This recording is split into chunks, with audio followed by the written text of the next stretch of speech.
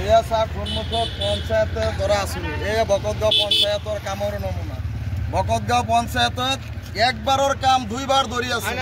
আমি বকতগাঁও পঞ্চায়তৰ সভাপতি সুধিছোঁ, তেখেতে কৈছে এই পইচাটো বোলে বকতগাঁও পঞ্চায়তৰ সচিব ছেক্ৰেটাৰী আত্মসাৎ কৰিছে। মেম্বাৰক সুধিছোঁ, কৈছে বকতগাঁও পঞ্চায়তৰ সচিবে আত্মসাৎ কৰিছে টকাটো। গতিকে ৰাইজৰ কাম যদি এনেকৈ হয় তেতিয়াহ'লে আমি উন্নয়ন কেনেকৈ গঢ়িম? গতিকে আমি শুনা পাইছোঁ যে বকতগাঁও পঞ্চায়তত একবাৰৰ স্কিম ডবল স্কিম ধৰি পইচা আত্মসাৎ কৰি আছে। নজিৰবিহীন ঘটনা। আমি ইদৰ পিছত সব এইবিলাক উদঙাই দিম, আপোনালোকৰ সন্মুখত উদঙাই দিম যে বকতগাঁও পঞ্চায়তৰ কাম নকৰাকে পইচা উঠোৱা নমুনা আছে। কাম নকৰাকে সভাপতি, বৰ্তমান সভাপতিটো নাই।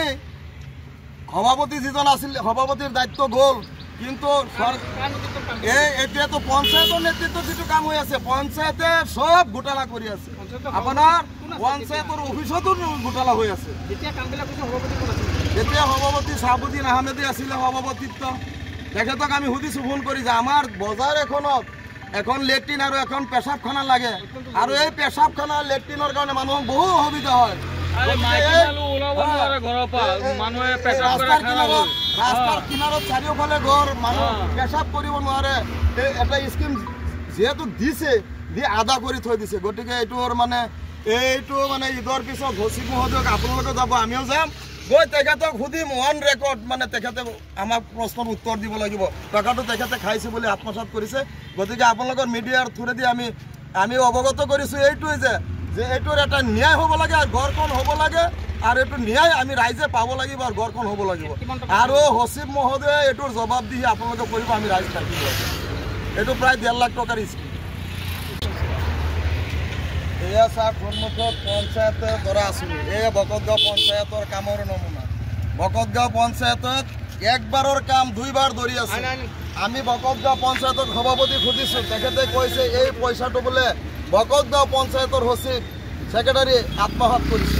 মেম্বাৰক সুধিছোঁ, কৈছে বকতগাঁও পঞ্চায়তৰ সচিবে আত্মসাৎ কৰিছে টকাটো।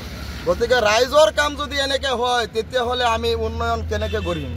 গতিকে আমি শুনা পাইছোঁ যে বকতগাঁও পঞ্চায়তত একবাৰৰ স্কিম ডবল স্কিম ধৰি পইচা আত্মসাৎ কৰি আছে। নজিৰবিহীন ঘটনা। আমি ইদৰ পিছত সব এইবিলাক উদঙাই দিম, আপোনালোকৰ সন্মুখত উদঙাই দিম যে বকতগাঁও পঞ্চায়তৰ কাম নকৰাকে পইচা উঠোৱা নমুনা আছে। কাম নকৰাকে সভাপতি, বৰ্তমান সভাপতিটো নাই। সভাপতি যিজন আছিল সভাপতিৰ দায়িত্ব গ'ল, কিন্তু এতিয়াতো পঞ্চায়তৰ নেতৃত্বত যিটো কাম হৈ আছে পঞ্চায়তে সব ঘোটালা কৰি আছে। আপোনাৰ পঞ্চায়তৰ অফিচতো ঘোটালা হৈ আছে। যেতিয়া সভাপতি শ্বাহাবুদ্দিন আহমেদে আছিলে সভাপতিত্ব, তেখেতক আমি সুধিছোঁ ফোন কৰি যে আমাৰ বজাৰ এখনত এখন লেট্ৰিন আৰু এখন পেচাবখানা লাগে, আৰু এই পেচাবখানা লেট্ৰিনৰ কাৰণে মানুহৰ বহু অসুবিধা হয়। ৰাস্তাৰ কিনাৰত চাৰিওফালে ঘৰ, মানুহ পেচাব কৰিব নোৱাৰে। এটা স্কিম যিহেতু দিছে, দি আদা কৰি থৈ দিছে। গতিকে এইটোৰ এইটো ঈদৰ পিছত সচিব মহোদয়ক আপোনালোকে যাব, আমিও যাম, গৈ তেখেতক সুধিম অন ৰেকৰ্ড। তেখেতে আমাক প্ৰশ্নৰ উত্তৰ দিব লাগিব। টকাটো তেখেতে খাইছে বুলি আত্মসাৎ কৰিছে।